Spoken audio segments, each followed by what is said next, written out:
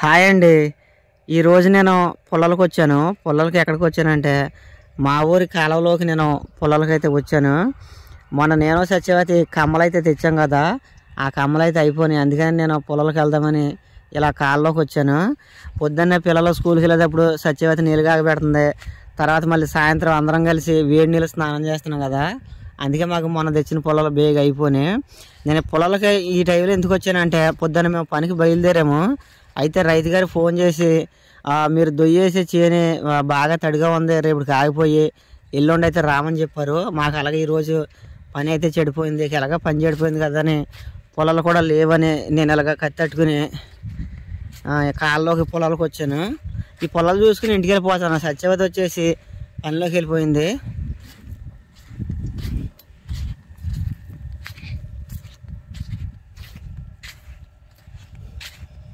వానాకాలం కాలువ వద్దు కదండి, ఈ కాలువ వచ్చినప్పుడు ఏం చేస్తాయి అంటే ఇదిగోండి, ఈ చెట్లు మొత్తం వచ్చేసి ఎక్కడికక్కడ ఆగిపోతాయి. ఇవన్నీ వేళ్లతో సహా లేపుకొచ్చేది కదా కాలువ వచ్చినప్పుడు. ఇటువంటి మనకి పొయ్యిలోకి బాగా పనిచేస్తాయి. ఇది వచ్చేసి సేమసింతది. ఇవన్నీ కాలువకే ఇరిగిపోయిన మొక్కలే. ఇవి నిలబడి కాలుతాయి.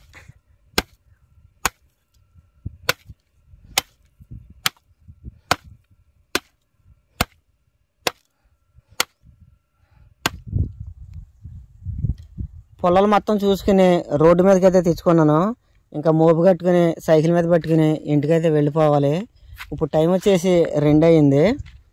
ఇదంతా మోపు కట్టాలి. నేను చూసుకున్న పొలాలు ఇదేనండి కాలువ. ఆ కాలువ చూసుకున్న పొలాలన్నీ అంటే అక్కడ కొన్ని పెట్టుకుంటూ వెళ్తాను. ఆ పొలాలు మొత్తం తెచ్చుకుని ఇది రోడ్డు మీద పెట్టుకున్నాను. ఇది కూడా నా సైకిలే. ఇంకా మోపు కట్టుకుని ఇంటికైతే వెళ్ళిపోవడమే.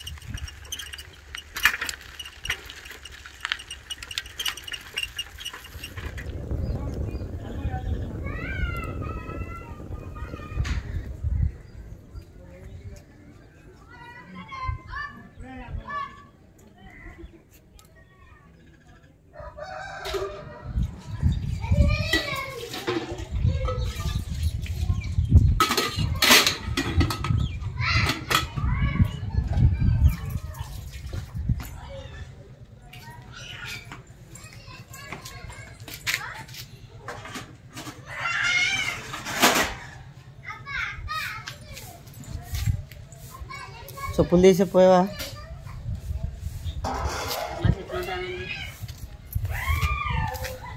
బాగా కిందకు పోయి ఇంకా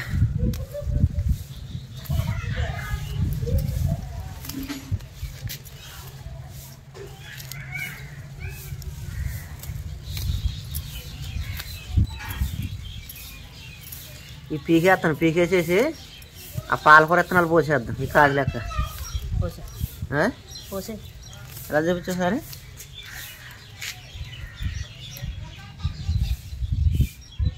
ఇటు చూడు.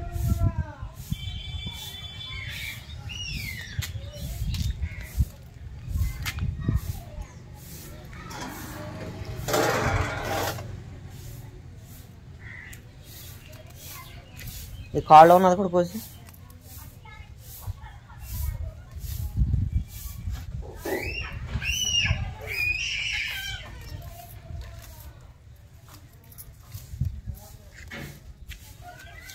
ఇక రేపు పొద్దున్న గోంగూర పచ్చడి చేయవచ్చు.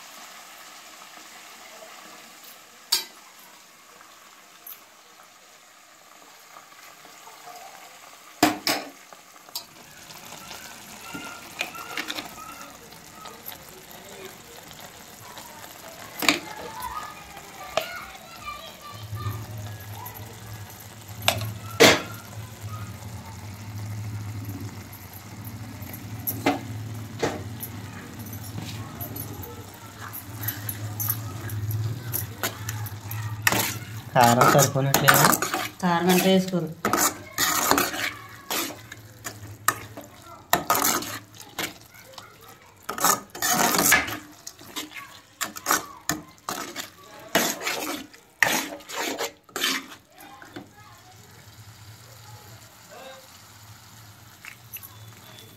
మగ్గాకి దించేస్తామేనా?